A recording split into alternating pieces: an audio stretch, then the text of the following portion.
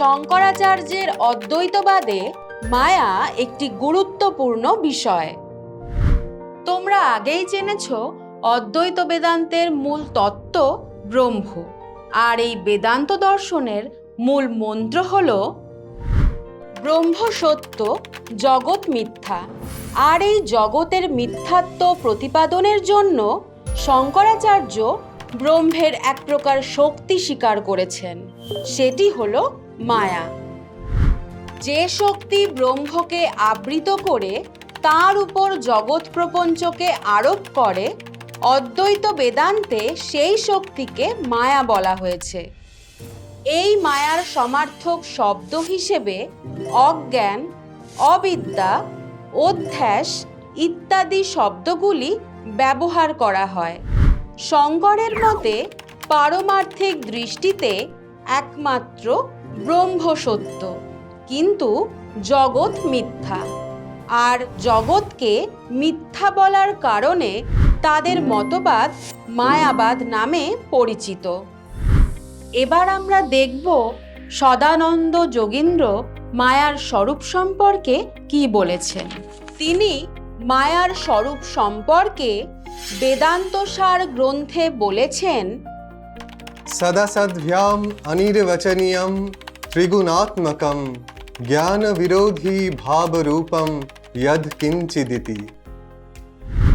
এখান থেকে আমরা মায়া বা অবিদ্যার 6টি বিশেষণ পেয়ে থাকি।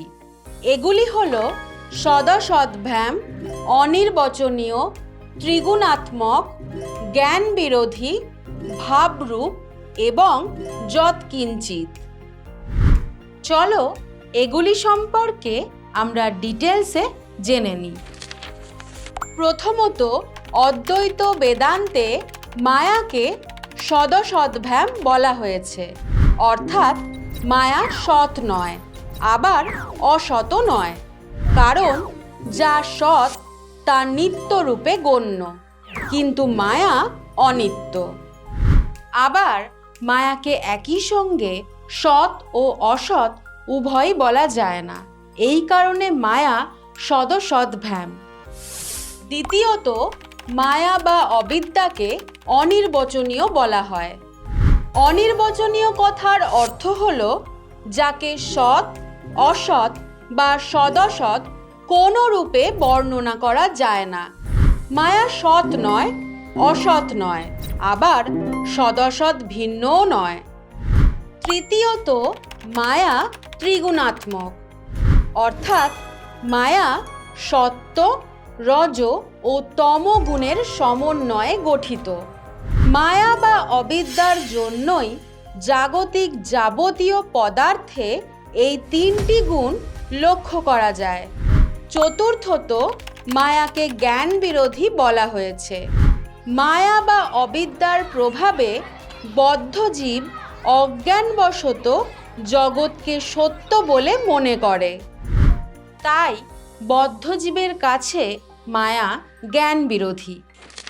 পঞ্চমত, মায়া বা অবিদ্যা ভাবরূপ।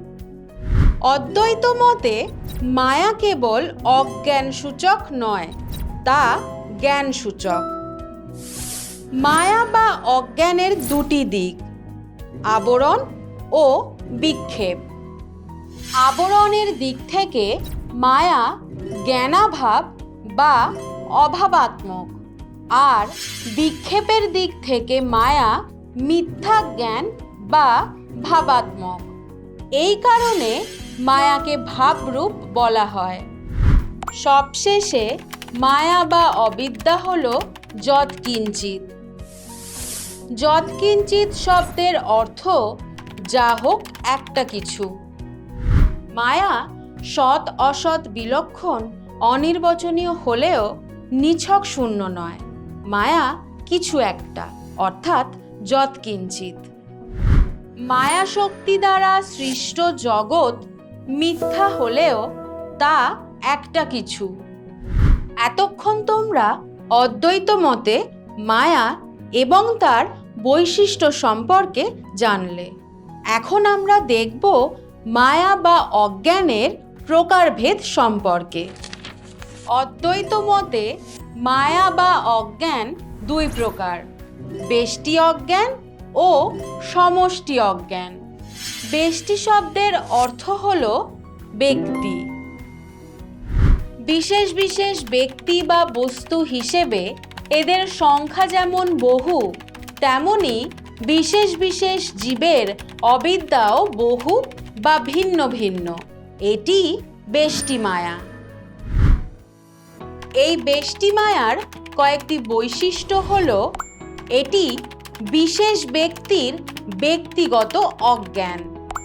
বেষ্টি অজ্ঞানে রজ ও তম এই দুই প্রকার গুণের প্রভাব থাকে। এখানে সত্ত্বগুণের প্রভাব লক্ষ্য করা যায় না। এবার চলো দেখে নিই সমষ্টি অজ্ঞান বলতে কি বোঝায়।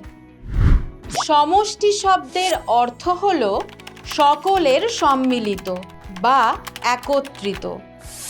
বেষ্টি অজ্ঞানের সমষ্টি রূপই হল সমষ্টি অজ্ঞান।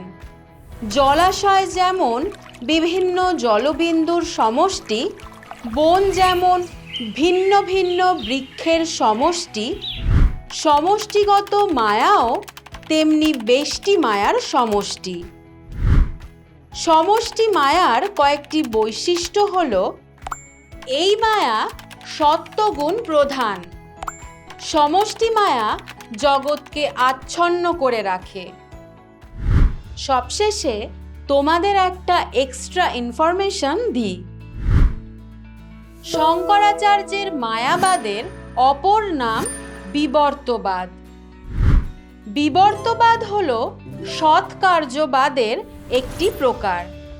সৎকার্যবাদ অনুসারে কার্য উৎপত্তির পূর্বে কারণের মধ্যেই নিহিত থাকে। তাই কার্যকে কারণের বিবর্ত ছাড়া অন্য কিছু বলা যায় না। একই রকমভাবে কার্য জগৎ হল কারণ ব্রহ্মের বিবর্ত বা মায়া। তাই শঙ্করাচার্যের এই মতবাদ বিবর্তবাদ নামে পরিচিত। তাহলে আজকের ক্লাসে তোমরা শঙ্করাচার্যের মায়া সম্পর্কে বিস্তারিতভাবে জানলে।